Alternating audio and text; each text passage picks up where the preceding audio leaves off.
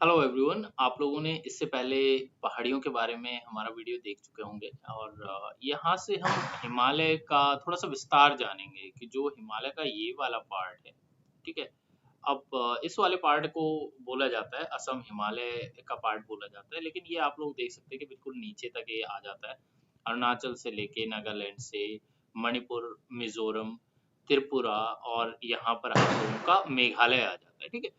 तो ये वाला जो पार्ट है आप लोगों को इसके बारे में हम जानकारी देंगे आज। लेकिन हिमालय का अगर हम विस्तार देखें तो हिमालय का विस्तार यहाँ से होता हुआ यहाँ तक चला जाता है। तो अगर हम प्रादेशिक हिमालय के विस्तार की बात करें, ठीक है, इसको बोला जाता है हिमालय का प्रादेशिक विभाजन।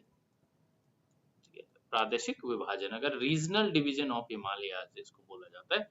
तो हिमालय का एक वर्गीकरण जो था वो नदी घाटियों के आधार पर किया गया था। किसके आधार पर किया गया था? नदी घाटियों के आधार पर हिमालय का विभाजन किया गया था, ठीक है। घाटियों के आधार पर किया गया था। किया किसने था? किया था सिडनी बुराड़ ने। इसको हम थोड़ा सा याद रख लेंगे। अगर पूछ लिया जाए तो हमारे पास में इसका थोड़ा सा नॉलेज रहे कि सिडनी बुराड़ ने क्या किया था, प्रादेशिक विभाजन किया था हिमालय का। इसमें कौन कौन से उन्होंने बताया था? उन्होंने बताया था पंजाब का पार्ट, ठीक है। चलिए इस पर हम देख लेते हैं। यहाँ पर आप लोगों को सिंधु नदी है। अब उन्होंने कहा था कि सिंधु नदी और सतलुज जो नदी है उनके बीच का जो पार्ट था उसे उन्होंने कहा था पंजाब हिमालय। इसको उन्होंने कह दिया था कि ये पार्ट कौन सा है? पंजाब हिमालय। दो नदियां कौन कौन सी बताई गई हैं यहाँ पर?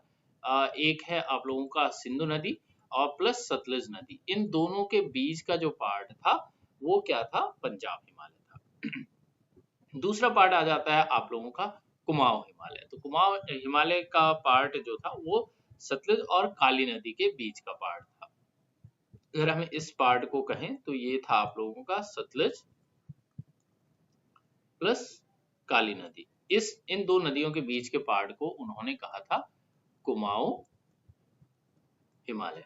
अब तीसरा पार्ट कौन सा था? तीसरा पार्ट था नेपाल हिमालय। तो नेपाल हिमालय को उन्होंने कहा काली और तीस्ता के बीच में। दो नदियों का नाम आप लोगों को याद रखना है, काली प्लस तीस्ता। काली प्लस तीस्ता, इन नदियों के बीच में जो पार्ट था उसको उन्होंने कहा था नेपाल हिमालय, ठीक है। नेपाल हिमालय के बाद में आ जाता है लास्ट पार्ट असम हिमालय। असम हिमालय तीस्ता और दिहांग नदी के बीच में। थोड़ा सा ऊपर करके लिख लेता हूँ क्योंकि यहाँ पर हमें पहाड़ियों के नाम लिखने हैं। तो यहाँ पर हो गया आप लोगों का तीस्ता प्लस दिहांग। ये दो नदियों के बीच का जो पार्ट था वो क्या था? आप लोगों का असम हिमालय का पार्ट था। असम हिमालय का पार्ट था। अब यहाँ पर कुछ पहाड़ियां हैं जिन्हें आप लोगों को देखना है और इनका नाम भी आप लोगों को याद रख लेना है। जैसे कि इस वाले पार्ट में ले लेते हैं, ठीक है। ये आप लोगों का, इसे मैं हटा दूं, नाम हटा देता हूँ, ठीक है। और इससे थोड़ा सा आप लोगों को याद रहेगा, इसलिए मैंने यहाँ पर आप लोगों के लिए हेल्प के लिए इसे लिख लिया था। जैसे ऊपर आपका अरुणाचल प्रदेश है, तो अगर यहाँ पर हम 2-3 लाइन खींच लेते हैं और उनको हम याद रखते हैं, जैसे कि ये वाली पहाड़ियाँ हैं। तो फर्स्ट जो आप लोगों की पहली पहाड़ी है उसका नाम आप लोगों को याद रखना, वो थी आपकी डफला। वो क्या है आप लोगों की? डफला। दूसरी आप लोगों को याद रखना है, दूसरी पहाड़ी का नाम है मेरी पहाड़ी। मेरी, तो ये आपकी मेरी पहाड़ी हो गई, ठीक है। उसके साथ में अगर हम थोड़ा सा आगे जाते हैं तो यहाँ पे आपको मिश्मी पहाड़ियाँ मिलेगी।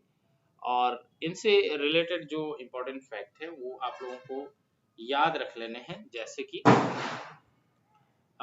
पटकाई बूम की पहाड़ियाँ। यहाँ पर आपको पटकाई बूम की पहाड़ियाँ मिलेंगी।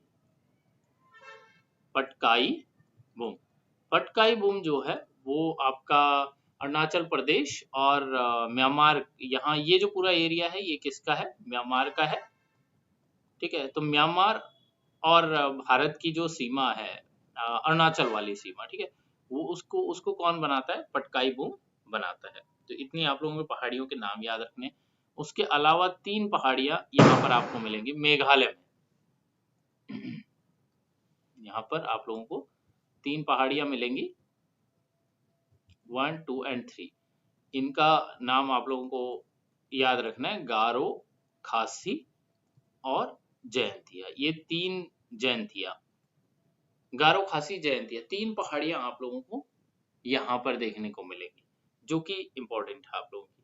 बाकी पहाड़ियों के नाम आप लोगों को वैसे ही याद रहेंगे, जैसे यहाँ पे नगा पहाड़ियाँ हैं, नागालैंड पे है तो नगा पहाड़ियाँ हैं। और ये जो गारो खासी जयंतिया है, ये तीनों का नाम अगर साथ में लिया जाए तो इनको मेघालय पहाड़ियाँ बोला जाता है। तो अगर आप लोगों को पूछा जाए कि मेघालय पहाड़ियों के जो पार्ट हैं वो कौन कौन से, तो गारो खासी जयंतिया तीन हो जाते हैं, ठीक है।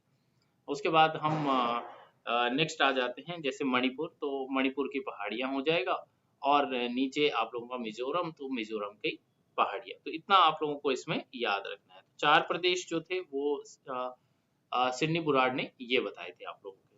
थोड़ा सा और देख लेते हैं एक दो चीजें, जैसे कि नगा पहाड़ियाँ है, तो और नगा और कोहिमा की पहाड़ियाँ, 2 पहाड़ियाँ आप लोग को, नगा पहाड़ियाँ है और दूसरा कौन सी पहाड़ी है, कोहिमा पहाड़ी है। इनकी सर्वोच्च चोटियाँ कभी-कभी पूछ ली जाती है, जैसे कि नगा पहाड़ी की जो सर्वोच्च चोटी है वो है आपका सारावती, ये सारावती है, और कोहिमा की है जापुई।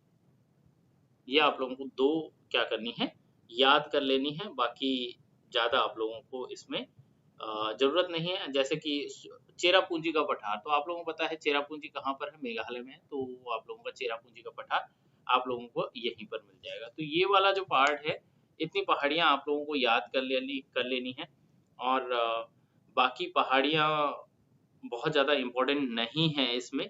तीसरा, अगर हम एक एक पहाड़ी आप लोगों की यहाँ पर छूट गई है, जो कि आप लोग याद कर सकते हैं, जिसको कहते हैं अबोर की पहाड़ियाँ, अबोर की पहाड़ियाँ। बाकी जो नोट्स हैं, नोट्स से आप लोग देख सकते हैं चीज़ों को, और रीड कर सकते हैं बार-बार।